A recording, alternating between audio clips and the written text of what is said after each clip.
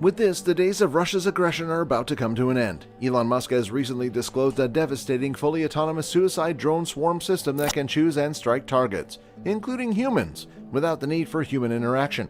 With missiles, these swarms of AI-powered drones can traverse enormous distances. Curious to know about these in detail? Well, hang on tight with us. Hello and welcome to Elon Musk Evolution.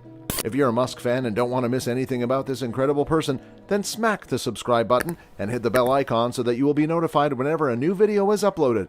In today's video, we are going to talk about the lethal autonomous weapon system as leaked by Elon Musk against Russia. The U.S. Army has provided a detailed description of what it expects from a new family of air-launched multi-purpose unmanned aircraft, which will include scouts, electronic attackers, decoys, and even suicide drones, disclosed tech giant Elon Musk. They'll be able to interact semi-autonomously with other manned or unmanned planes and helicopters, and they could even be able to function together as a completely autonomous networked swarm. These air launch effects will very definitely find their way onto various existing and future manned and unmanned vehicles, including the Army's MQ-1C Grey Eagle drones. On August 12, 2020, the Army's Combat Capabilities Development Command, CCDC, issued a request for information for prospective drones and related technology that might be used to create various types of air launch effect, ALE. Musk revealed that the contracting notice is primarily focused on prospective drones that fall into the large and small size categories, as well as systems that enable them to perform one or more of four functions: active and passive surveillance, decoys, and those capable of disrupting the enemy via non-kinetic strikes. There's also a mention of an ALE lethal, a lingering munition kind. However, the paper doesn't specify what capabilities it needs. The contractual document states, as Musk mentioned, the future multi-domain operational environment will provide a highly deadly and complicated combination of traditional and non-traditional targets. Networked and mobile air defense systems with expanded ranges, as well as long and mid-range firing systems that impede freedom of movement, will be among the objectives. It goes on to say that a family of small and large unmanned air launch systems that operate as members of a team with other manned and unmanned platforms to detect, identify, locate, report, and deliver lethal and non-lethal effects against threats is needed as part of a larger ecosystem to defeat these threats. The Army currently states that the big AL category will comprise of drones weighing little more than 225 pounds and ideally no more than 175 pounds. They must be able to fly at least 70 knots with a combat range of up to 350 kilometers and a total flying time of 30 minutes, according to the service. The objective is to increase those performance criteria up to 650 kilometers and an hour of total flight time. Drones under 100 pounds and perhaps no more than 50 pounds in the end that can cruise to 30 knots over a distance of 100 kilometers and have a total flight duration of at least 30 minutes will fall into the tiny category. The goal for these smaller ALs is a range of 150 kilometers and an hour of flying time. According to Elon Musk, a swarm of these air-launched drones may distract and confound opposing air defenses, disrupt communications lines, and generally disrupt an adversary's defensive posture while diverting their focus away from friendly troops. They'll probably be integrated with comparable networked assets being developed elsewhere in the U.S. military, at least to some extent. The decoy and disruption ALs seem eerily similar in concept to the Navy's nebulous netted emulation of multi-element signature against integrated sensors, or Nemesis program.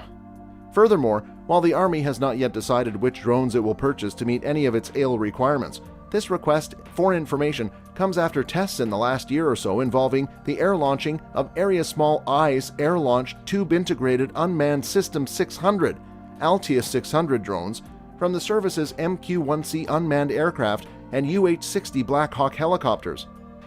The Altius 600 is smaller than the Army says it needs, even for the smaller AL drone, with a maximum total weight of fewer than 30 pounds, Musk stated, but it meets a general description of the type of device the Army wants. The Altius may be launched from a common launch tube, CLT, and carry payloads weighing 3 to 7 pounds, such as full-motion video cameras, tiny signals intelligence systems, or even a kinetic warhead. In computer-generated commercials marketing the Invictus Armed Scout aircraft, Bell has employed drones that seem extremely similar to, if not identical to, the Altius 600. Under the Army's Future Attack Reconnaissance Aircraft FARA program, Invictus is now competing with Sikorsky's Raider X. FARA, which will replace the AH-64 Apache attack helicopter in the Armed Scout role, is part of the Future Vertical Lift FVL program, which aims to build a family of new rotary wing aircraft to replace the service's existing helicopter fleets. The ALs will primarily serve as a storage facility for the final FARA design as well as the FLRAA, which is expected to replace at least a section of the service's Black Hawks. The Army is also interested in incorporating this new family of tiny drones onto the MQ-1C or other future unmanned designs, as evidenced by the Altius 600 testing and the image in the AIL call for information. Of course, as the Army refines its criteria and receives feedback on what potential contractors believe is practical, it remains to be seen how the AIL effort, as well as work on FARA, FLRAA, and other possible launch platforms will evolve. Next month, the service wants to host an industry day on AIL to facilitate exactly those types of dialogues, according to the service. Nonetheless, with Elon Musk, the Army envisions a future in which its manned and unmanned aircraft fleets will be able to launch swarms of drones that will begin searching for enemy forces, disrupting their operations, providing targeting information for friendly units, and launching both kinetic and non-kinetic attacks. Last year, the Pentagon conducted a test of a loitering munition, often known as a suicide drone, that would arrive at hypersonic speeds over its specified target region. The idea has now been handed over to Elon Musk for further development. Additional facts concerning the Vintage Racer program, as well as other sophisticated weapon systems, have recently surfaced in an official photo of Secretary of the Army Ryan McCarthy addressing them. After discovering a photo of McCarthy at the Association of the United States Army's top annual conference and exposition in Washington, D.C. last year, Steve Trimble, Aviation Week's defense editor and a good friend of the War Zone, first reported on the new facts regarding Vintage Racer.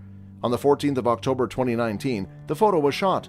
According to Pentagon budget papers, the initiative dates back to at least the 2017 fiscal year, with the Office of the Secretary of Defense getting $2.5 million in the 2017 fiscal year and another $1.2 million in the 2018 fiscal year for the project.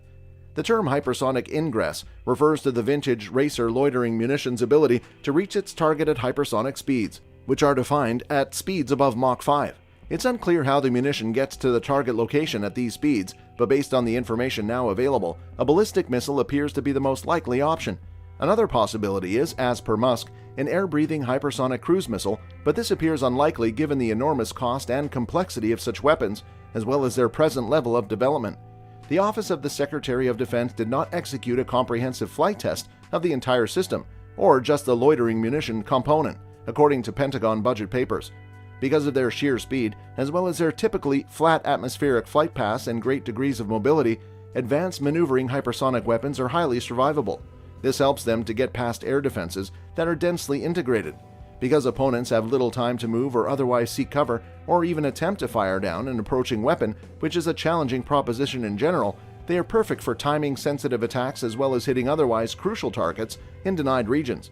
Meanwhile, while ballistic missiles may still travel at hypersonic speeds and are tough to defend against, they are less survivable than their most sophisticated hypersonic counterparts in most instances.